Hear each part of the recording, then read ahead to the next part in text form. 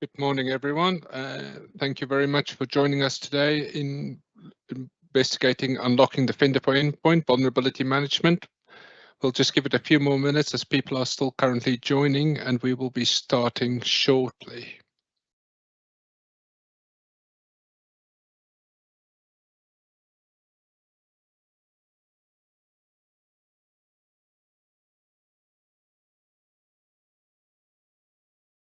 I can see some people are still joining, but while we're waiting for the last few people to attend, I thought I'll do some introductions. I'm Adriaan Bekker, Director of Microsoft Security Services for Softwerx and CISO for the ClearSprings Group. Hopefully today you will find very interesting. We'll be covering off vulnerability management and some advanced features for Defender for Endpoint.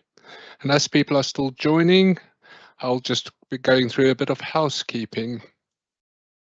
Please be aware this session will be recorded and the recording will be made available afterwards. And if you have any questions, feel free to put that in the questions and answer panel, and I'll look to answer all of these questions for you at the end of the session. And as I say, I'll do my best to answer all of your questions, but please don't hesitate to ask them as we go through today's presentation. What we have on today, as people are still joining, is we'll be looking at vulnerability management in Defender for Endpoint. That's Microsoft Defender for Endpoint. Look at a couple of new features in Defender for Endpoint that I've realized a lot of organizations and customers and individuals leveraging Defender for Endpoint wasn't aware of, and then a few best practice points that I would like to highlight for everybody if you haven't been using it or are thinking about adopting a Defender for Endpoint experience. But the whole idea today is really to look at the capability of the vulnerability management in Defender for Endpoint, how I would tend to use it, how I would look at using it from a point of view. It doesn't mean it's the only way of doing it, but what we find is that each organization find the best way for it to work for them. While the last people are still joining, I'll move on to news. And this is always an interesting area. What's news? What's old news? For the people who's leveraging Copilot, Team Copilot is in preview at the moment and will be going live. And it's effectively being able to add it as a member to your Teams meeting to take notes for the team, summarize, help ask questions. But that will effectively become another member of your team to take notes. I haven't used it yet, looking forward to it the moment it becomes available in the preview for our tenant. You've also got catch-up rolling out in chat in Copilot. So instead of asking what's been happening, you'll have a button to press that just gives you a quick catch-up over the last day, last week. Security Copilot in Purview embedded experience has gone into general availability. So for organizations leveraging Copilot and Purview, that's now available in GA as well. The other area that has also just been announced in June is that Copilot is now in Outlook client, the chat feature. So if you're using Outlook Classic client like I do, chat is now become available for you as well. Makes it just easier. You don't have to go into Teams or into the actual Copilot chat anymore to access it. You can do it directly from inside your Outlook client. And finally, Microsoft has published a new GDPR and AI white paper regarding how ideas around what you should be looking at when you leveraging AI, how does GDPR apply, and the controls around GDPR and AI. Very interesting white paper. If you have time, go and download it, have a read of it. It is, as I say, the link will be made available as part of this presentation, but feel free to go and have a closer look at GDPR and AI. There's also other news that's coming out, but we'll try and keep that in. But I've seen this morning, for example, Microsoft is again still in trouble with the EU regarding Teams being bundled in with their Microsoft licensing. And although they split it out, it seems that it's not good enough. So we're waiting for updates on any further changes that will be announced following the EU lawsuit or EU action being taken against Microsoft and for having Teams bundled in.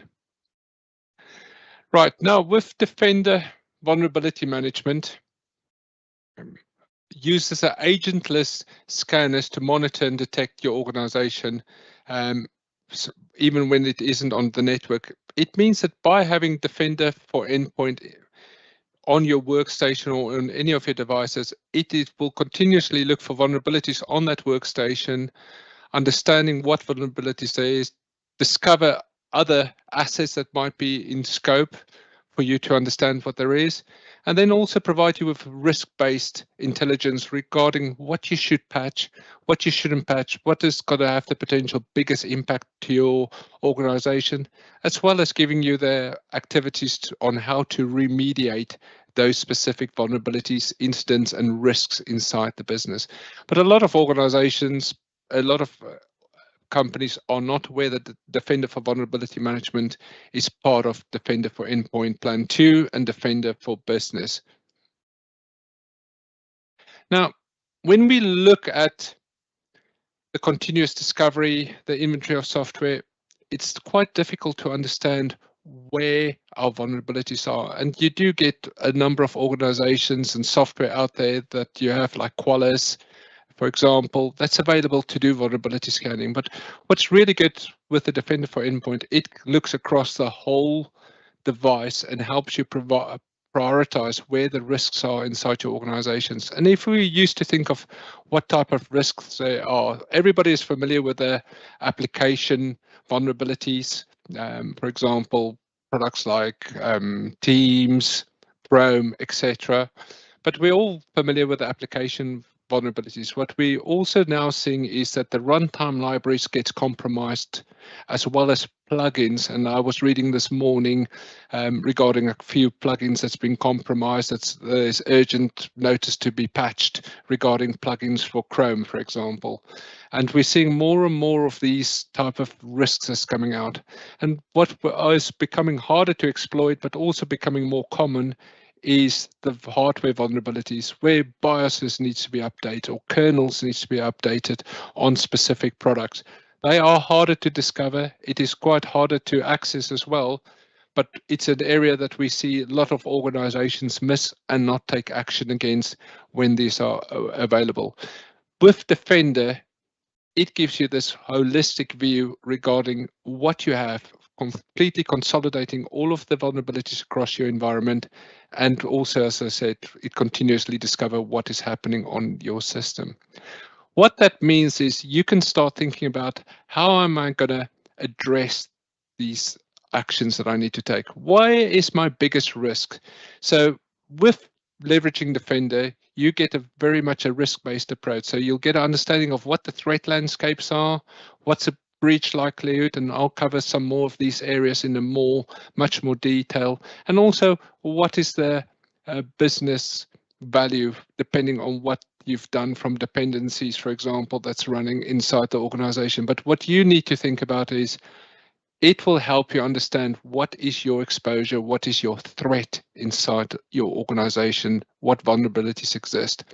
And with Defender, it works across Mac, Linux, Apple, Android, Windows. So it doesn't matter where the product is, you have the agent can be installed on all of these devices. For most organizations, sub 300, if you have business premium, you get Defender for Business included, which is a cut down version of Defender for Endpoint Plan 2.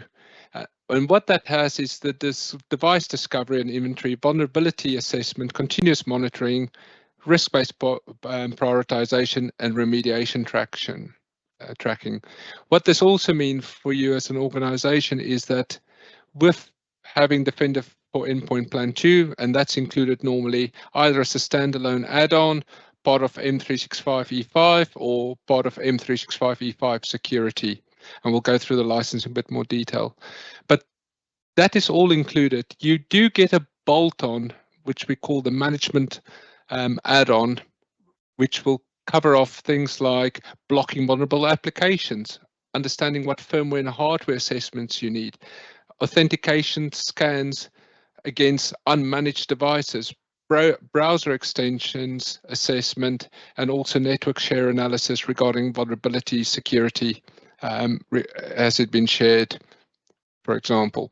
So it's quite a lot what I've just covered in the licensing, and what I try and do is break it down in a much more phased approach. So what you will see is if you license Defender for Endpoint P2 or Defender for Service P1, as well as I mentioned, Defender for Business got a lot of these features included if you've got Business Premium up to 300 devices. You get your full device inventory, you get the vulnerability assessment, the configuration assessment, risk-based prioritization to help you understand where should I spend my time. You can track your remediation, get the continuous monitoring, and the software inventory. You also get access to what they call software usage insights. For example, when last have I run this application? How often is this application used across my business? Or how often is this application used on that particular laptop or desktop? Which helps you understand, should you have it in place? I'll give an example. We've got Firefox on a number of machines. It's being used maybe once a month. Maybe we should have a policy that we just block Firefox. Means we don't have to patch it and force everybody to use Edge or Chrome or whichever our preferred browser is. But you'll start understanding how often the software is used so that you can understand, do we need it? Do I need to worry about patching it, or should I actually get rid of it? It just gives you those critical insights. And what you will find as well is if you add on the Defender for Endpoint P2 plus the Defender Vulnerability Management add-on, you get significantly a number of other features, which includes block vulnerable applications. So give an example, if you have a third-party application, I don't know, 7-Zip, Adobe, what you can do is go and click on the remediation, create a task that says, please go ahead and patch this workstation, but also in the meantime, mitigate by blocking applications to run that you know that hasn't been patched. And the user will get a warning that says, please update this application before you can execute it. That's included in the Defender add-on. You also get the full view of the browser extensions. What extensions do you have inside your browsers? What permissions has been granted to those extensions? What digital certificates you have on your network? Hardware and firmware assessments as well. And as I mentioned, the authenticated scans. What's interesting, if you've got Defender for Server P2 licensed, which a number of customers tend to have, all of these features for those server licenses are turned on. So you can, if you have on-prem servers or you have servers in the cloud where you use Defender for Server P2, all of these features are available, which will help you manage and secure those servers from a vulnerability point of view and a patching point of view. You can get significantly more detail. And what I'll do now is start deep diving a little bit more into the vulnerability and patch management and how I would normally try and approach this and talk through some of the key, what I would say, gotchas, interesting features that will benefit the organization. So firstly, you get your Defender Vulnerability Management Dashboard that what is your current exposure level? What actions do you need to take immediately? What's your security score? Now, there's a few things that I would put in there. Firstly, what you need to think about is, do you have devices that's been retired, that's end of life, that is going to be retired? Because you firstly want to have those excluded. You can go and select the device in the inventory and click exclude. That should remove it from all of your statistics across the organization. I'll be honest, it's sometimes hit and miss, and it takes a little while. So what I also do, just to be completely safe, I actually create a group called retired group, and I move that device into that retired group, and I exclude that from my selection when I filter my vulnerability and exposure score. That ensures that you do not get any information or any devices that skew your results. And that's just a little tip that I tend to use just to help. Also, by creating the groups, putting the right devices in the groups and then filtering on those groups, you can get a clearer understanding regarding your exposure on a particular group of devices, servers, Macs, for example, or critical applications or critical workstations inside your organization. Very much useful when you want to have a full overview or a more granular view regarding groups. An example where we use it is you've got a development environment, you've got a number of developers. They tend to have much more a different selection of workstations or software. You would put them in the developer group and can get a much clearer understanding regarding the vulnerabilities and risks associated with that set of machines. Now, if you go and click on the software inventory, very quickly, you will get a menu of currently of all of the software installed. And as you can see on this particular environment and demo, there's 1,231 pieces of software that's been detected. That's a significant number of applications that is being detected. And the chances are, where do we start? How do I actually start? How do I know what to address? So what I tend to do is understand what threats do you currently have inside your environment.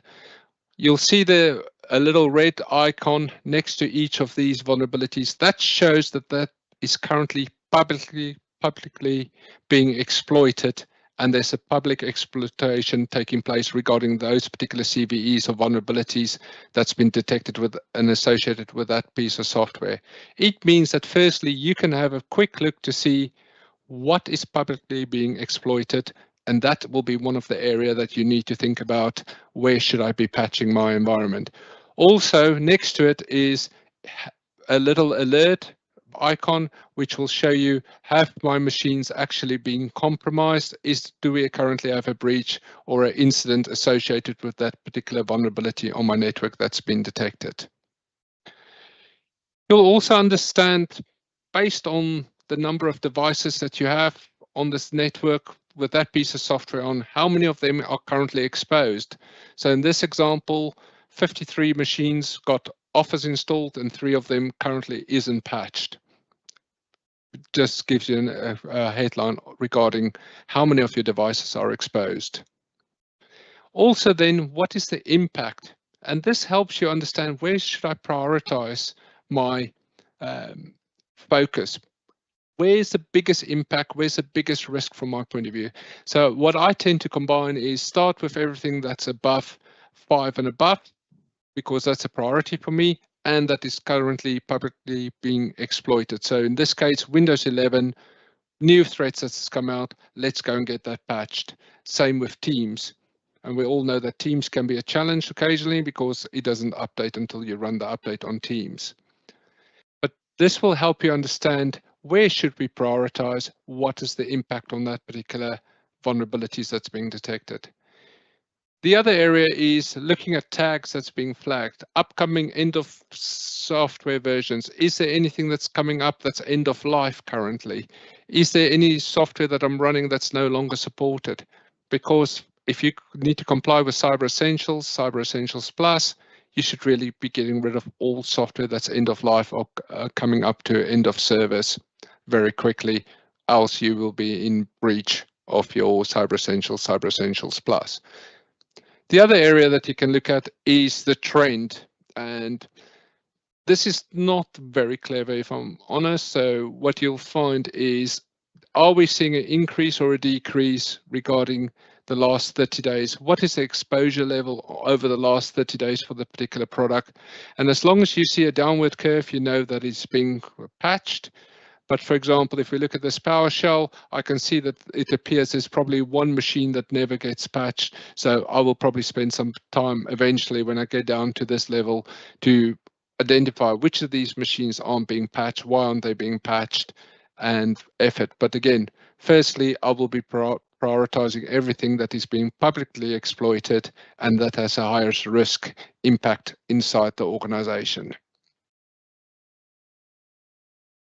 When you then look at, if you go onto your recommendations for any of those, you can very quickly see what recommendations there is, and you can filter these on a regular basis. For example, if it says to you, where should you put your actions in? And you can, normally what we have is, we would create exceptions where we accepted a risk, or we accepted a particular recommendation, or we use a third-party product or a third-party process to mitigate risks, I'll exclude those. But what I want to do is I want to see all my active and partial exceptions, recommendations, and then I can start breaking it down to what do I want to see? Software updates, software upgrades, uninstalls. What are the recommendations regarding that from a point of view, or do I actually just want to see my active recommendations?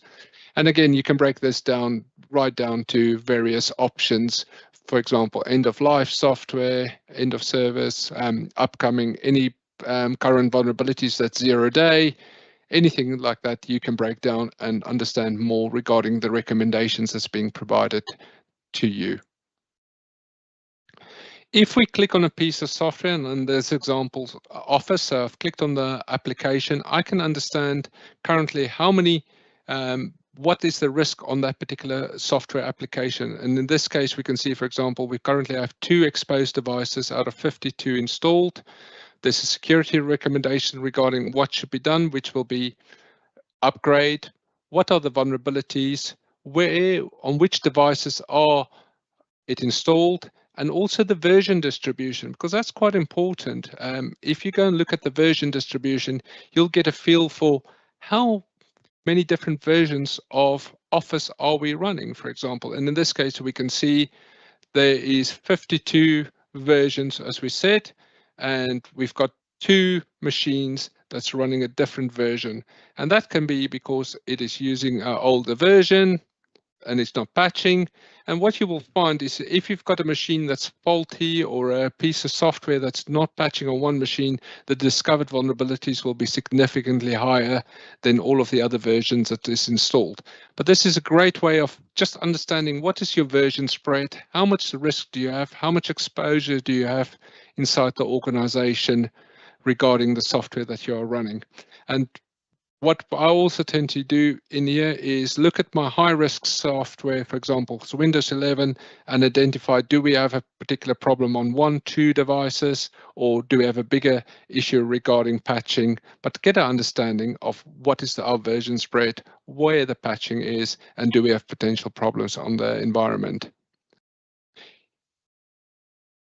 By having the SSL, as I said, if you have the advanced, you can also go and see the vulnerable components that you have inside your organization. So in this case, we can see OpenSSL, which is quite common, and actually there's pieces of software that's running an end of service version. You will need to explore what is that versions, which product is using that out of date OpenSSL version, and either upgrade the product or remove it.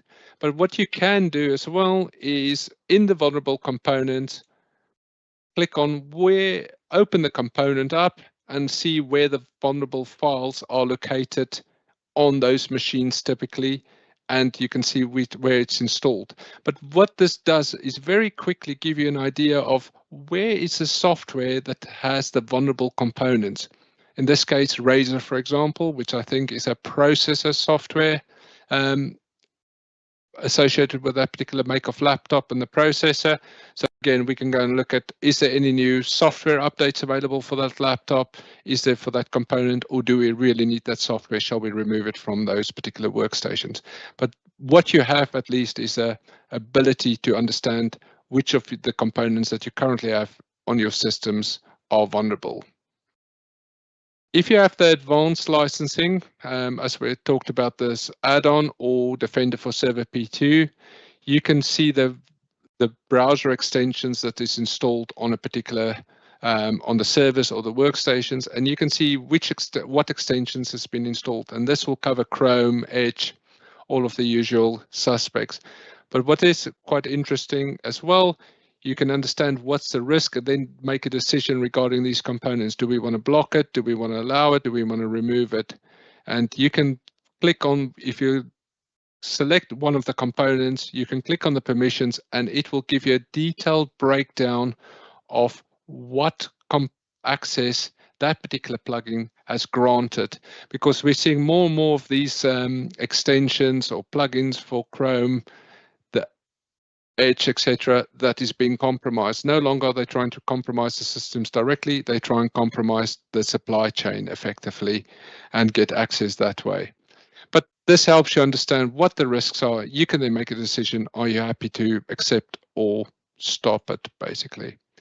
You can also go and understand what hardware and firmware vulnerabilities you have. For example, do you have BIOS issues? Do you have BIOS updates that is needed? Processor updates that's needed? But you can, again, understand your hardware and firmware risk. This is only available with the add-on or if you've got Defender for Server P2. So what has been interesting where we've trialed it for customers, they have found that, for example, laptops hasn't been patched for a very long time. They have found that certain devices just hasn't been updated firmware wise. And we're seeing more organizations seeing the value of being able to get the visibility regarding what is the actual status of the firmware on our infrastructure. With the Defender Vulnerability Management, you can turn on Defender for IoT and also do the network-wide scanning. And as you can see, what I wanted to highlight here is it will pick up if you've got printers, for example, does it need a firmware update? Does the iOS or firmware needs updated on a Canon printer, Fortinet firewalls, Cisco firewalls, Cisco switches? It can discover your Internet of Things or your IoT devices on your network, do a scan of that and tell you where if these devices are exposed or not, or if there's new firmware that's available or vulnerabilities that you need to address. And in this example, we can see there that the one printer firmware is updated and we've detected that there's a new firmware version, for example, on a particular C7000 printer, Xerox printer. But again, this helps you identify and will scan your network, and this based on devices that is plugged in on the network. You can also, if you have a device that is going to be staying in the office, you can set that up to be the scanner for a particular IP range or discovery for IP range. You can go into the reporting and understand, give you trends regarding your vulnerable devices, and this will help you understand how many of your devices have critical vulnerabilities, high vulnerabilities, medium and low, and also how many of your devices have exploit verified or in a kit software that can be compromised. And normally these areas is where what I would say is the area to focus on. Where we know that we've got exploits that's been verified or is in a kit, let's go and get those devices addressed. Let's understand what they are. Let's get them patched. Let's address those particular risks very quickly. Hopefully that is a whistle-stop tour of Defender vulnerability management. There's quite a lot more and a lot more detail that we can go into, but what I wanted to just explain to everyone is that patching vulnerability management is significant. As I say, Microsoft used to use Qualys. They now use their own vulnerability management agent. It goes across Defender for Windows, iOS, Android, Mac, and Linux. So again, you can use Defender on all of these different agents deployed and see your vulnerabilities. What I want to touch on now is a couple of new features that I've seen in Defender for Endpoint, but we've seen that organizations are not even aware that it's been deployed or that it's available. And I wanted to have a bit of a chat around what features are available with Defender Endpoint Deception.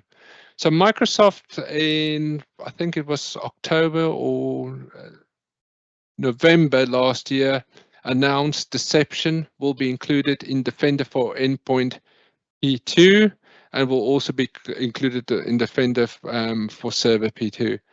What this does is it helps create honeypots or deception points, as I like to put it, or decoys inside your environment, which helps understand,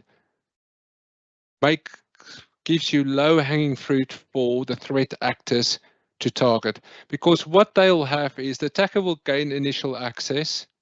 They'll try and get around all of the defense evasions, and then they will start trying to access credential theft on your environment and start moving to your lateral movement across the network, start executing commands, try and attack accounts, getting credentials or try and attack workstations that looks like it's been poorly defended, or even access files that contain sensitive information, passwords, so that they can move laterally.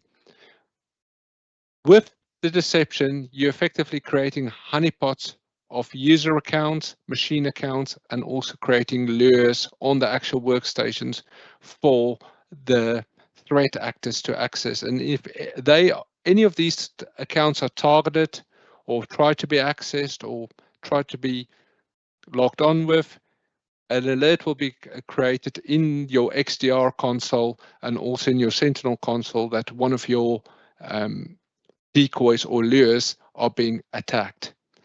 The thing is, this is all included in Defender for Endpoint B2, the M365 E5 or E5 security, and it's very simple to turn on. It doesn't take very long to get activated at all. So I'm going to just run through this very quickly. First things you need to do is go into your settings, click on your endpoint settings and go into advanced features and turn on deception. Turning on deception is literally clicking the button. It will move to on, and in about, it's supposed to take 30 seconds, but it can take up to 5 minutes. You will find that you get a new rule set called deception rules. Deception rules are there then where you can start creating custom deception rules for your environment. There's the default rule, or you can create any number of custom rules targeted against specific areas. But what you want to do is go and add a deception rule. You'll give it a name. You'll decide, are you going to go with basic or are you going to go with advanced lures types? With advanced, Microsoft will create those for you automatically. They will plant cache credentials, or you can go with basic, which is basically putting in files or putting on files on the workstation that will be of interest that the attackers will most likely want to attack first when they get onto a workstation. For example, passwords.txt or passwords.docx. Whatever you want to create, you can create those files. The next part is, what is the scope? Which of your workstations, which of your tags do you want to target? You can select up to a specific group of tags. So again, Windows 10 devices. At the moment, this only works with Windows clients, does not support Mac, Linux, or anything else. But for those, you could aim it at your servers, your developers, or you can target all of your Windows devices across your network. What you will then do is create the decoy accounts and hosts. What it will do for you is create a list of 10, normally 5 and 5, automatic decoy accounts and hosts, or you can go and add manual names that you want to add onto your network that if you're not happy with what is being generated with Defender for Endpoint Deception. This just helps you set it up quickly. Don't have to think about it too hard. You can just use your standard one, or as I say, you can use a custom names. Then you can start using lures, as I mentioned. If you're using the advanced feature, you got to use the auto-generated lures because they create credential cache for Windows, for example. That's being generated, plugged into the system. Or you can use your custom lures if you decided in the beginning under your scope that you want to create basic lures. Now, if you did create the basic lures, you have got two options. You can use auto-generated, or you can use your custom lures. And that can be, where am I going to put the files in? Am I going to make that file hidden or not? Where am I going to put it on the device? Do I want to have it for all of the devices? But again, you can select where these files are. You can upload the files in there. It can't be more than 10 meg. And as I say, it can be hidden if you want to, from a point of view to make it even harder, more attractive, potentially for a threat actor to access.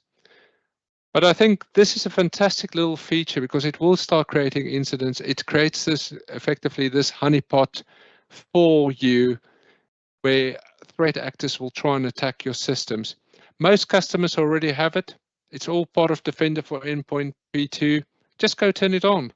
And it's amazing, as I said in the beginning, how few people are actually aware of these new features that's being deployed by Microsoft on a continuous basis. With Windows Defender for Endpoint, there's a few things that I want to add on as well that we're seeing quite common at the moment that's not being done always when people are deploying Defender for Endpoint or Defender for Endpoint in passive mode, where Windows Defender is still in passive mode, or they put Defender for Endpoint in passive mode. Firstly, where you're using it, turn on Enterprise IoT and Deception. As I said, these are Defender for Endpoint P2 features. It will go and detect your Internet of Things on your network, scan regularly what devices you have. And it's a good example. We will detect phones, for example, TVs, printers, all of your IoT devices on your network. That's all part of Defender. It already exists there. It just needs turning on in the advanced features. Go and configure Deception. Go and get it turned on. Make sure you leverage these new features and keep an eye on all of the new features that's coming out. The other area that I've seen is when you are deploying Defender for Endpoint, make sure you enable EDR block mode. It doesn't matter if you're using another antivirus or breach detection and you're just running Defender for Endpoint next to it. By turning on block mode, if it sees that your network's been compromised, your workstation has been compromised, lateral movement, it will stop that threat actor and generate an incident for you. Definitely get that turned on. We have seen too many people where they are concerned, don't turn on the EDR block mode and just don't activate it. Kind of pointless. Yes, you'll be notified, but the threat actor will continue to be accessing the environment. And if you haven't got it in block mode, unless you're monitoring it, you're going to miss that. So my advice is turn on EDR block mode. And then start thinking about how are we going to leverage all of our advanced features in Defender for Endpoint? Because there's significant features that we're seeing not always being turned on, not always being used. So go and look at, for example, attack surface reduction. Which best features have we configured? What is the attack surface reductions? Have we deployed those rules into the environment? Have we turned on ransomware protection? Again, we're seeing so many organizations not leveraging these. And also the device control. What do you do when a USB device is plugged in? Do you normally scan on access? Are you going to configure your quick scans, for example? Go and get that configured. Don't use full scans. That's so old school. Only do a full scan if you suspect a breach or a compromise. But have a look at these features. Go and understand what they actually mean and configure each of these sections. Because from your defense is only as good as the configuration and the hardening that and effort you've put into your Defender. And if we looked at the last Micro Ingenuity attack, Microsoft scored 100% with Defender against blocking Turler, for example, detecting and blocking and mitigating against Turler. But it's based on you doing that configuration, based on you making sure monitoring the environment and turning on all of these features. In summary, you should definitely leverage Defender for Endpoint Vulnerability Management. Go and have a look at it if you haven't done so. If you're using something else already and you've got Defender deployed, start thinking, why am I using another piece of software? We do get the question, well, you've now detected all of these software. What can we use to mitigate or manage it? There's lots of things available like Patch My PC for Windows devices, which will plug directly into Intune and patch all of your third-party software. There's extensions for Mac as well. You've got Jams patch management for it, and there's other software that will cross all of these different environments. But go and make sure you actually patch your environment. And for people using Windows PCs at home, Patch My PC's got a Windows third-party patch management tool that's free for home users. Go and download it. Start using it at home. Start managing your vulnerabilities at home, not just in your environment, because guess what? We are all vulnerable if we don't patch our third-party software on our own personal devices as well. Think about the risk-based approach. Think about where should I start? Because it can be quite daunting when you look at the list. For example, in this demo, there was 1,300 software. I've seen organizations with 4, 5, 6,000 quite easily. It's where do I start? Create objectives for you. What are we looking to mitigate? Let's start with the biggest vulnerabilities. Let's get our risk exposure level down. Let's get our risk level down. Start with those areas. Get rid of your end of service software. Get your end of life software out of the system very quickly.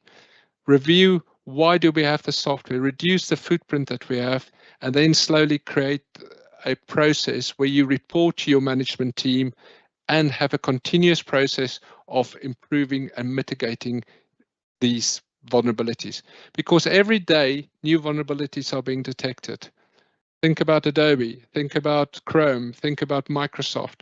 They all got vulnerabilities. There's loads of people, that's all they do. We've just seen the NHS hack, for example, that's caused such a big outages. They're now targeting even hospitals because guess what? Somebody's paid. Sounds like a great payday. Why shouldn't we continue targeting these organizations? And most of the time, it might not be a targeted approach. These days, they use leveraging AI to scan for vulnerabilities, to scan for weaknesses inside your environment. So look at the ones that's currently publicly being exploited. Patch those as a priority. Look for the workstations that are not being patched inside your organizations. That's probably got a broken patching or as an item that is just not working anymore. Understand where your risks are and, as I say, have a continuous process of getting that patch on an ongoing basis. What I'll do now is I'm going to open it up to the Q&A session. Please feel free to ask any questions. I realize that was quite a whirlwind and I'm happy to go through that in a lot more detail. And what I'm just going to do is, I apologize, I'm going to look to my left here because I need to read some of the questions that's been coming through and hopefully I can just run through these. Okay. On the feature matrix, is the middle column what's available in Business Premium? Yes, it's a variation of what's available in Business Premium. And if I'm just going to go back very quickly.